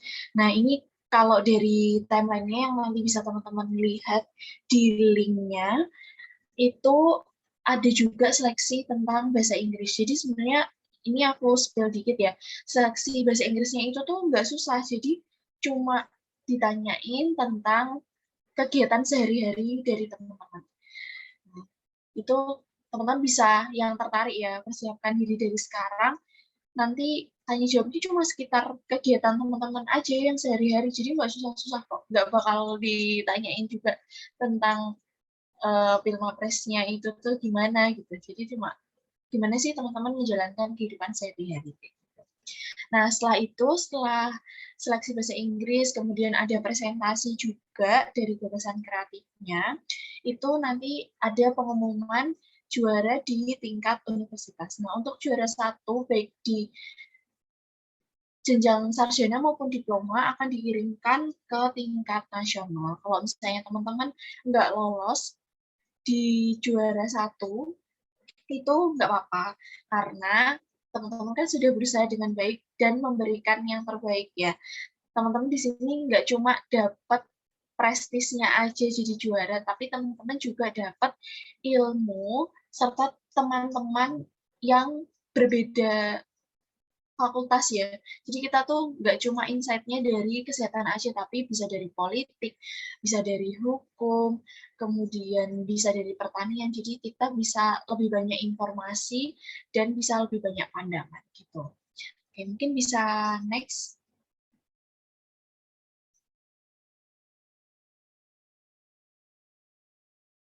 Oke, bisa minta tolong diterima lagi.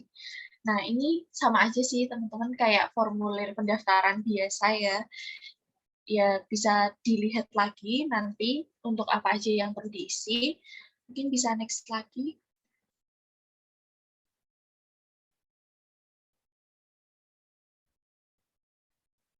Ya, next aja.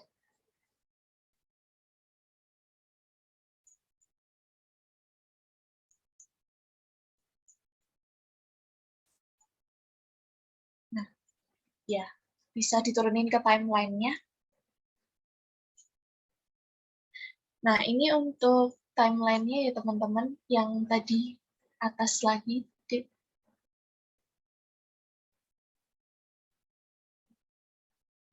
Yang timeline tabel, nah, ya.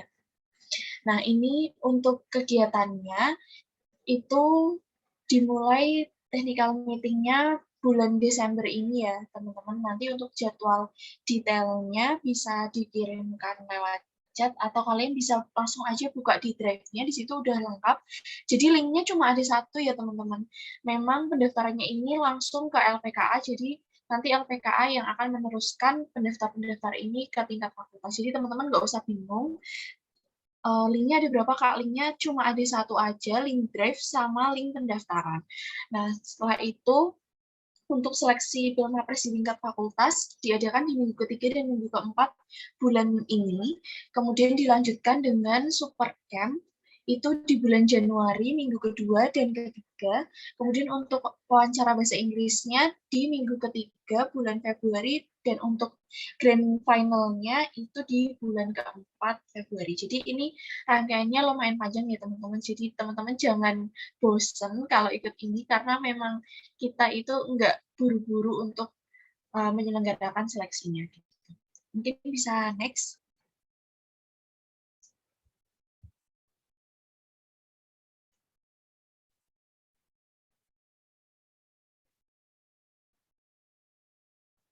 Oke. Nah, ini perbedaan dari penilaian seleksi tingkat fakultas dan universitas ya. Kalau universitas kayak yang tadi aku bilang ada wawancara bahasa Inggrisnya.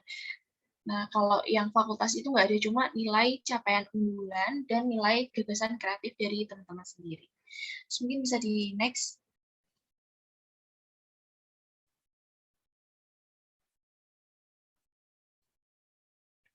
Nah, ini. Untuk capaian unggulannya itu sebenarnya nggak terbatas pada kompetisi atau lomba yang teman-teman ikuti ya. Jadi bisa juga tentang kalian mengikuti organisasi apa, kemudian apakah ada ikut kayak di bidang wirausaha mungkin, kemudian ikut aksi kemanusiaan itu juga bisa ya teman-teman. Atau bisa juga tuh dimasukkan tentang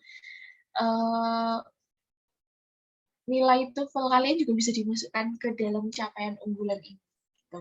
Jadi nggak terbatas cuma kalian menang lomba, kalian jadi peserta pun itu juga bisa dimasukkan jadi pembicara, moderator, ataupun yang lainnya itu juga bisa aja dimasukkan. Pokoknya sertifikat yang kalian punya itu langsung dimasukkan aja. Oke, mungkin bisa next.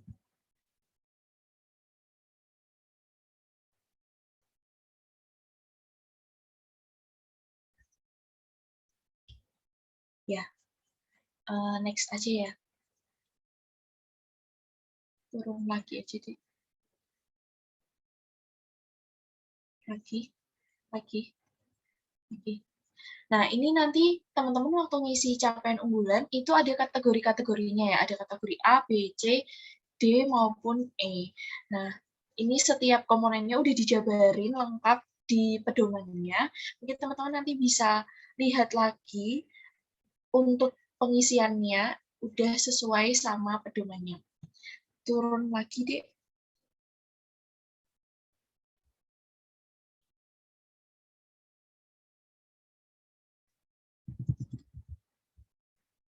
Ya, nanti kayak gini ya bentuknya portofolio capaian unggulannya. Udah ada semua ya teman-teman di drive-nya itu, jadi teman-teman nggak usah buat lagi, tinggal ngisi aja. Oke, next mungkin.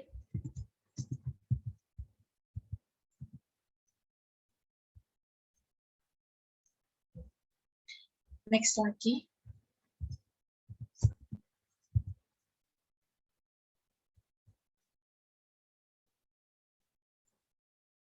Nah, ini untuk yang tadi udah disampaikan ya sama Kak Fenska, untuk apa aja sih yang perlu diperhatikan saat membuat gagasan kreatif.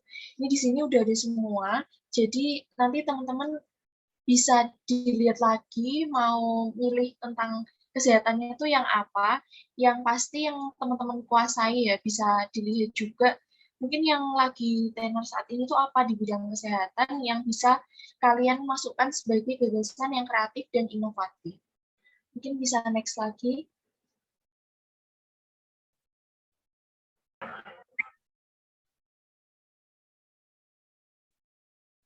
Next lagi.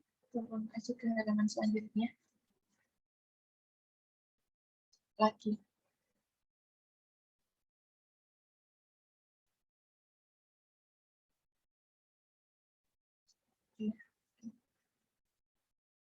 Nah, ini untuk yang tadi penyusunannya. Terus bisa next lagi aja.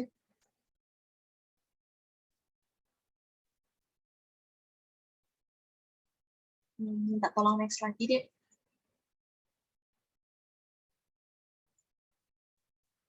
Ya. Nah, di sini teman-teman juga bisa memperhatikan ya. Di sini udah tertulis penilaiannya itu bobotnya berapa. Jadi teman-teman bisa mengira-ngira sendiri nih tulisan teman-teman apakah sudah sesuai dengan kriteria penilaian yang ada di pedoman. Jadi sekiranya nanti mungkin teman-teman nggak yakin, teman-teman bisa minta pendapat sama Kak Via, Kak Venska mungkin, atau Kak aku juga boleh kalau misalnya mau. Bisa teman-teman nyari dulu kalian pengen tentang apa nih, temanya kesehatan, spesifiknya yang apa, terus udah nyari belum tentang fakta-faktanya di lapangan seperti apa. Nah, nanti baru teman-teman jabarkan sesuai kriteria yang smart tadi. Oke, bisa nggak mau next?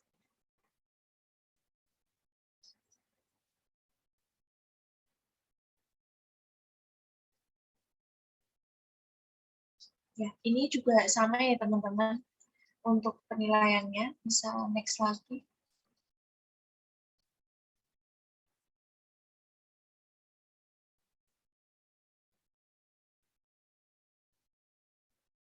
Next lagi. Ya, next. Nah, ini jangan lupa ya teman-teman, untuk fakta integritasnya wajib diisi menggunakan materai.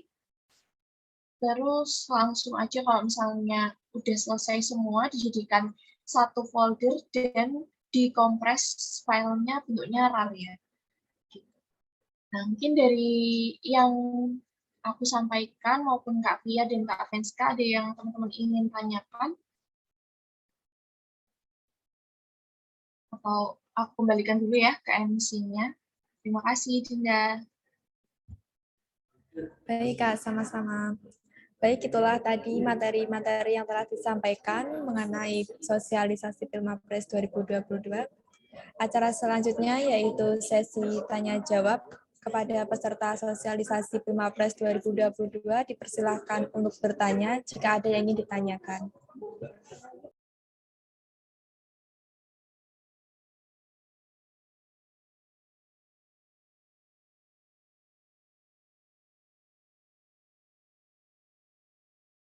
Baik, dipersilakan untuk Wasli.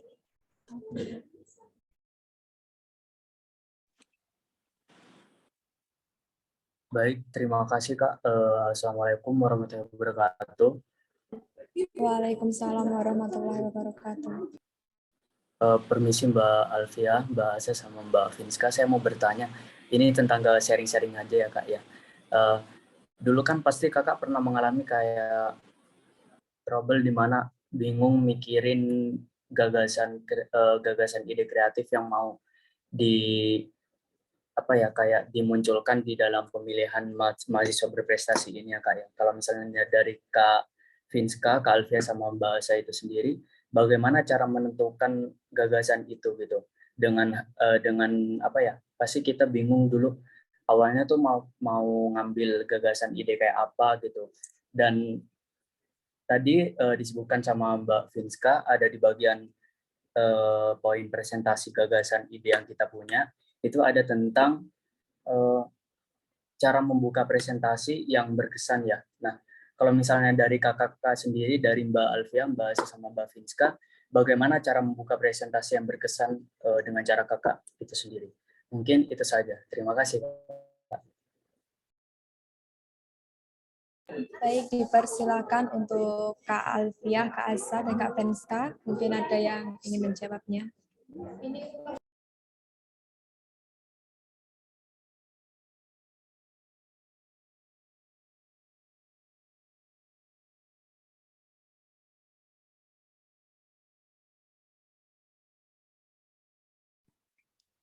Oke, mungkin aku dulu ya. Tadi kan relate sama yang aku sebutin. Jadi yang pertama, kalau saya, bener kan ini tentang bingung kan gimana nentuin idenya dulu gitu. Ya, Wasli, bener kan? Ya itu Ya, benar. Sama. Gitu. Aku dulu juga bingung banget kayak gitu. Apalagi dulu tuh nggak ada jelasin gimana sih gagasan ide gitu. Cuman kayak sebagian besar di pedoman gitu. Bener, dulu aku juga kayak apa sih ini tuh kayak KTI atau kayak buat artikel gitu apa gimana ya, ini bedanya di mana ya gitu. Nah, aku dulu itu emang nggak langsung bisa perfect gitu, nggak bisa langsung jadi gitu loh. Waktu itu step by step dulu kayak yang aku jelasin tadi, jadi kayak nentuin masalah gitu. Itu aku juga nggak itu aku sampai bingung tuh loh, mikir ini tuh mungkin idenya yang diangkat ini tuh yang kayak gimana sih gitu. Terus waktu itu tanya sama Mapres yang FKK juga yang dulu itu ngajak aku gitu. Gagasan ide itu seperti apa gitu. Baru dari jelasin kalau misalnya idenya ini tuh bisa ngambil dari yang sekitar kok gitu. Waktu itu ada namanya Mbak Hansa. Mbak Hansa tuh dia ngambil tentang video edukasi gitu. Ini simpel banget. Jadi dia ini tuh memberikan edukasi kepada masyarakat dengan cara membuat video gitu. Jadi kayak simpel banget kan gitu. Dari situ aku jadi kayak kepikiran gitu. Wah, ternyata sesimpel ini aja tuh bisa gitu. Nah waktu itu kan kayak udah tahu nih kayak gitu, ini tuh bisa jadi solusi yang simple, yang solusinya aja tuh bisa simple buat video gitu. Nah waktu itu aku bikinnya tuh solusinya adalah bikin aplikasi gitu. Nah dibuat aplikasi gitu. Jadi kalau misalnya yang aku sebutin tadi nyari idenya biar bisa meluas tuh selain dari kita cari masalah di sekitar, terus lihat-lihat artikel atau jurnal-jurnal gitu, kita bisa tanya-tanya sama yang udah pernah mengalami gitu. Gitu sih mungkin dari aku. Mungkin dari Via sama Mbak Asa.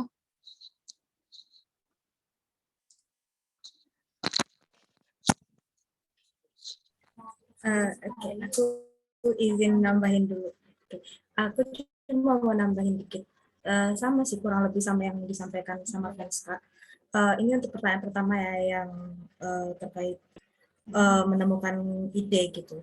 Jadi selain tadi yang disampaikan sama Venska, kita harus peka terhadap sekitar, ini juga mungkin boleh memperbanyak referensi-referensi berupa KTI dari mungkin mapres-mapres sebelumnya seperti itu. Jadi nanti kalau misalkan teman-teman di sini ada yang bingung, kemudian mau minta contoh dari KTE, boleh banget minta ke aku, kemudian mungkin Mbak Asa atau juga Venska seperti itu. Dan mungkin perbanyak membaca referensi seperti itu, entah itu jurnal, entah berita, atau mungkin artikel-artikel, dan biasanya isu-isu yang lagi hits kayak sekarang juga kayak mungkin juga teman-teman boleh lihat di YouTube itu kalau nggak salah ada video presentasi dari film Mapres nasional tahun ini. Mungkin teman-teman juga boleh lihat contoh-contoh dari KTI yang diusulkan oleh Mapres nasional di sana seperti itu. Mungkin itu sih kalau dari aku.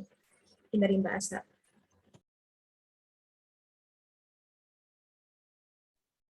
Oke, izin menjawab ya. Kalau dari aku juga kurang lebih sama ya. Karena intinya itu kita cari dulu memang minatnya di mana.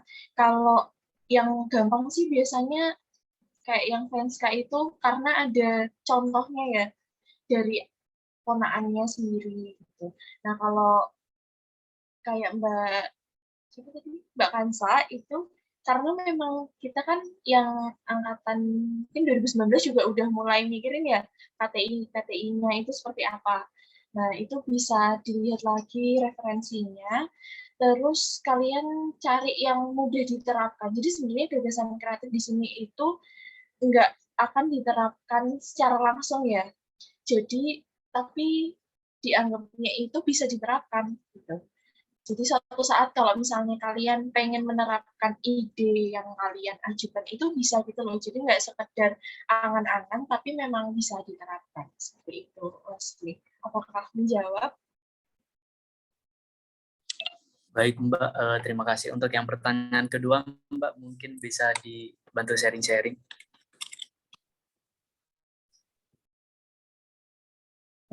Tadi pertanyaan keduanya apa sih? Mohon maaf ya.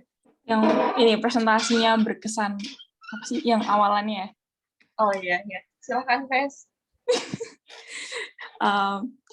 Apa ya? Jujur aku tuh juga nggak kreatif, nggak gini juga sih. Yang keren tuh waktu kemarin presentasi tuh Via itu keren banget.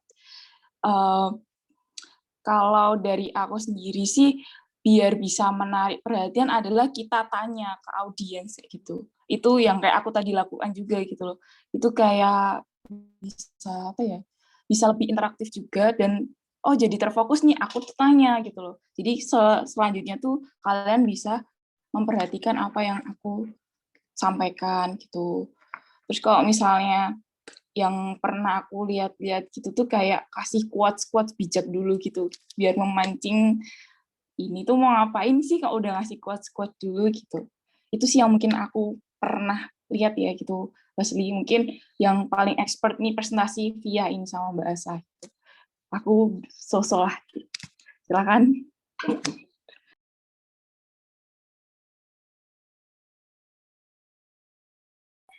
Oke, aku izin nambahin deh. Jadi sebenarnya sama sih. Jadi sama yang tadi udah dijelasin sama Venska sebelumnya. Jadi ada ini dulu, harus ada hook dulu istilahnya. Hook itu kayak semacam pengait gitu, yang kemudian bisa menggait audiens untuk kemudian memperhatikan kita pas kita sedang melakukan presentasi seperti itu. Kalau tadi Venska suka mengajukan pertanyaan, aku orangnya emang suka banget sama quotes gitu, kata-kata dari orang bijak ataupun kata-kata dari orang berpengaruh seperti itu, karena dengan kata-kata itu mungkin menurutku kata-kata itu gampang banget gitu buat menembus hati dari audiens gitu. Jadi kayak mereka bakal aware gitu. Kemudian bakal tergugah dan kemudian mendengarkan apa yang hendak kita sampaikan kayak gitu. Kemudian yang kedua, jangan lupa buat ini buat eye contact gitu. Kalau misal lihat ke kamera atau webcam kita. Jadi kayak seakan-akan vibes-nya kita lagi ngobrol ke audiens secara langsung. Kemudian yang ketiga jangan lupa senyum. Karena gimana ya, senyum itu kayak memberikan apa ya? Pokoknya kayak ngasih perasaan dihargai dari audiens, kemudian kitanya juga jadi lebih enjoy kayak gitu untuk kemudian menyampaikan apa yang kita sampaikan. Terus last but not least jangan lupa doa dan banyak-banyak latihan kayak gitu sih. Kemudian satu lagi kalau misalkan tadi selain mengawali dengan pertanyaan, kemudian mengawali dengan quotes, kemarin itu salah satu dari Mapres FKIK, dia itu kemudian jadi namanya Mbak Hani, beliau itu Mapres 1 UM ya dari FKIK itu tahun 2019.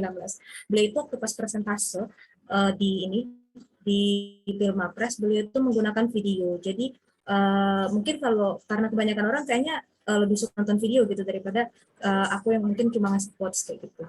Jadi sambil kemudian dia nontonin video buat audiens sambil dijelasin juga kayak gitu. Jadi usahakan ada hook dulu, maksudnya ada sesuatu yang kemudian bisa menarik audiens dulu di awal. Kayak gitu sih intinya. Mungkin dari Mbak Asa ada yang ingin disampaikan. Mbak Asa juga kayaknya lebih expert. Oke, terima kasih teman-teman yang sangat-sangat berpengalaman juga nih presentasinya. Kalau dari aku sendiri, lebih suka ngasih pertanyaan di depan. Jadi memang untuk memancing perhatian tuh, kalau aku lebih suka yang untuk kita nanya biar kita juga direspon gitu dari audiensnya. Terus kalau tadi dia kan menyampaikan tentang eye contact ya. Kadang kan kita kalau lihat dari mata ke mata orang tuh suka tambah deg-degan nggak sih kalau ngomong di depan tuh takut ntar salah ngomong lagi.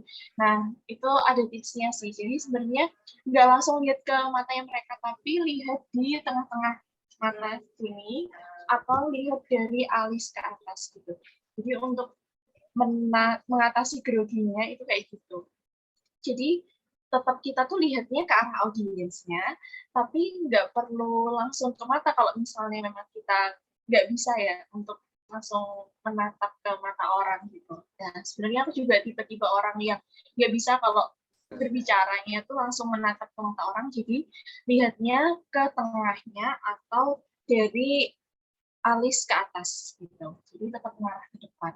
Terus aku juga setuju sama yang udah disampaikan sama Via tentang kita tuh kalau mohon maaf, kalau presentasi itu harus senyum, karena menurutku senyum tuh membawa energi positif itu loh buat kita maupun buat audiensnya gitu.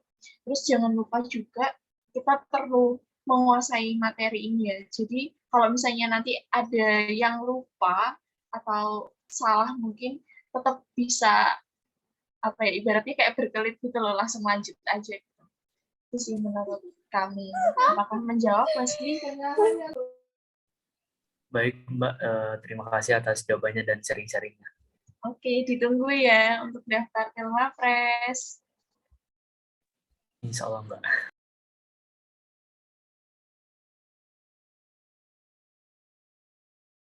Baik, terima kasih Kak atas semua jawabannya. Kemudian saya ingin bertanya, bagaimana menurut kakak-kakak menanggapi omongan orang yang negatif mengenai stigma anak-anak Mapres yang dibilang ambis sendiri gitu Kak? Terima kasih.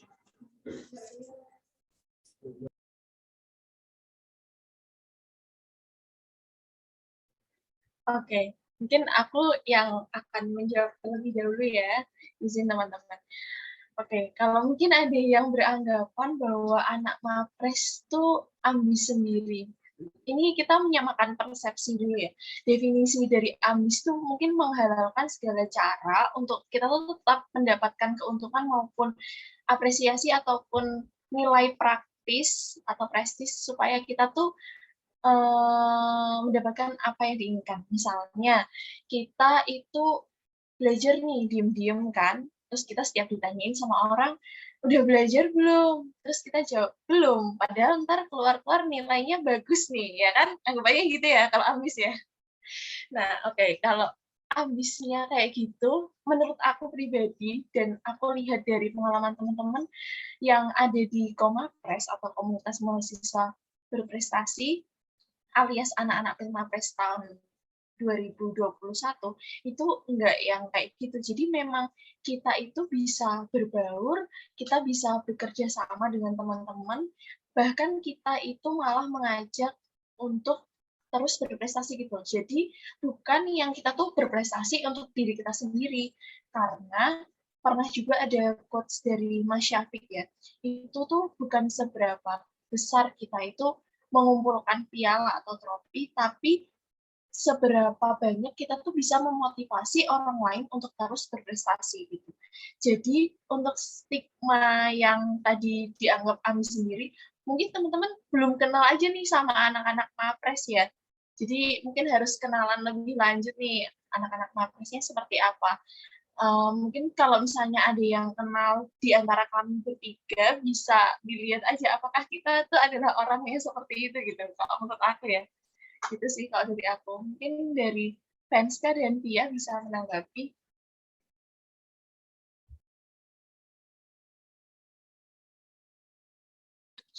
Oke, mungkin aku mau menanggapi ya. Kalau tanggapannya tentang Mapres itu ambis gitu ya. sebenarnya salah banget sih gitu, karena Mapres itu juga manusia biasa kayak teman-teman semuanya. Bener kata Mbak Asa, kalau misalnya kalian kenal gitu tuh, kalian juga kayak nemuin, oh ternyata tuh aku tuh juga dia tuh juga sama kayak aku loh, aku tuh juga pernah inhal, dia juga pernah inhal kayak gitu. Jadi kayak hampir sama gitu. Cuman kalau misalnya apa ya, stigma kayak gitu tuh cuman kayak dia kelihatan aja sih, brandingnya doang gitu. Sebenarnya juga kalau misalnya kita lihat lebih dalam lagi tuh sama aja gitu loh guys. Gitu. Jadi nggak perlu apa ya, nggak perlu sungkan, nggak perlu takut kalau misalnya dianggap stigma seperti itu perannya. Dari Fia gimana? Iya, terima kasih. Aku sebenarnya juga setuju sih. Kalau sebenarnya kelihatan ambis itu sebenarnya luarannya doang gitu. Pastinya kita tuh juga sebenarnya manusia biasa yang lagi struggling gitu loh, struggling buat dapat nilai bagus, terus struggling buat ngapa-ngapain. Kayaknya semua orang tuh juga struggling gitu loh guys. Dan ini sih, kalau untuk kemudian cara aku menanggapi orang-orang yang menganggap kita ambis ya, maybe just let it go gitu, kayak dibiarin aja gitu, karena kita emang nggak bisa mengontrol ekspektasi orang ke kita kayak gitu. Tapi jujur nih, untuk anak-anak Mapres itu sendiri, entah dari teman-teman FKIK ataupun teman-teman fakultas lain, mereka tuh juga sebenarnya nggak ngambis gitu, biasa aja sebenarnya. Cuma emang kebetulan mereka orang yang kemudian aktif di berbagai kegiatan, dan kemudian kebetulan daftar Mapres kayak gitu. Mungkin banyak yang lebih ngambis dari kita, tapi nggak daftar Pilmapres kayak gitu. Jadi nggak kelihatan gitu. Sebenarnya nggak ngambis, dan kemudian kalau teman-teman pada sungkan sama kita, sebenarnya kadang-kadang aku pribadi juga sebenarnya agak sungkan gitu untuk memulai pembicaraan sama teman-teman, karena gimana ya, kayak aku emang orangnya pemalu gitu loh, jadi kayak gimana gitu. Tapi bukan berarti menutup diri ataupun gimana, kita tuh bahkan berharap kalau teman-teman yang datang duluan gitu. Kalau itu dari aku sih secara pribadi. Mungkin itu. Terima Mohon maaf Dinda, aku boleh nambahin sedikit. Oh ya, boleh silakan Kak. Oke, mungkin aku mau highlight yang tadi Via sampaikan ya. Mungkin itu bukan orang yang ambis, tapi orang yang aktif gitu. Jadi teman-teman tuh jangan minder ya. Mungkin terutama di sini ada yang angkatan 2021 baru memulai untuk mengikuti organisasi dan memulai mengenali dirinya sendiri. Jadi jangan takut untuk memulai hal tersebut, karena nggak pernah ada kata terlambat ya teman-teman. Tadi seperti yang sudah disampaikan oleh Dokter Dirwan, prestasi itu tuh nggak serta-merta kita dapatkan, oh ya nih, aku juara satu ini, terus kita bisa langsung jadi mahasiswa prestasi. Nggak seperti itu, tapi itu adalah suatu perjalanan atau proses di mana teman-teman tuh bisa belajar dari sekitarnya, kemudian belajar dari anak-anak Mapres gitu. Terus jangan takut juga untuk bisa aktif dimanapun ya, entah itu aktif di organisasi atau aktif mengikuti event-event perlombaan, atau sekarang kan zaman online banyak yang acara webinar-webinar ya. Nah, teman-teman bisa tuh dapat ilmu dari situ. Nah, terus juga teman-teman jangan ngerasa minder sama anak-anak Mapres yang ya mungkin sudah pernah mengalami ada di fase kalian gitu. Karena kita dulu juga pernah belajar sebelum sampai di titik yang ini. Gitu. Ya, mungkin dari kami itu aja, Dinda. Terima kasih.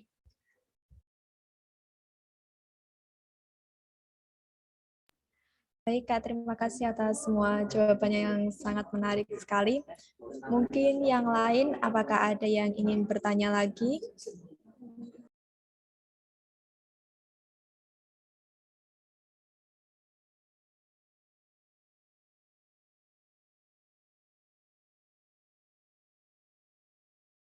Baik, karena sudah tidak ada yang ingin bertanya lagi, saya lanjut ke acara yang berikutnya, yaitu sesi foto bersama.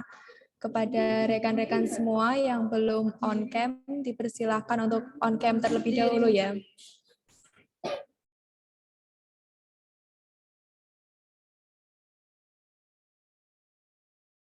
Untuk kepada rekan si dokumentasi, dipersilahkan untuk memandu sesi foto bersama.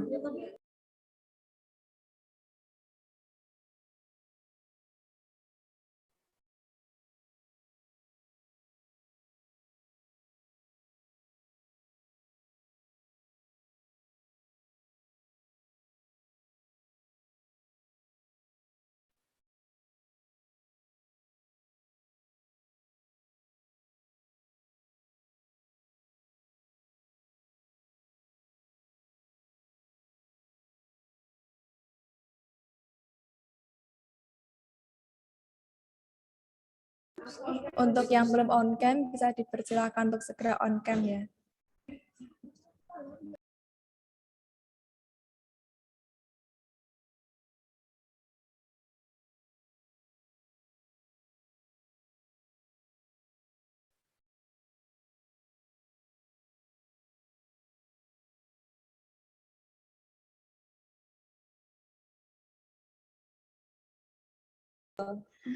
Baik, saya hitung dulu ya. 1, 2, 3.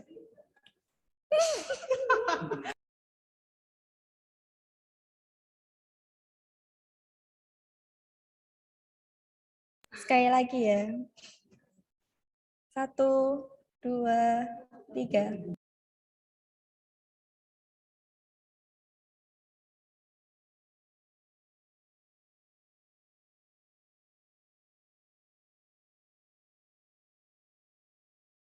Boleh sekali lagi ya, Kak, semuanya. 1, 2, 3.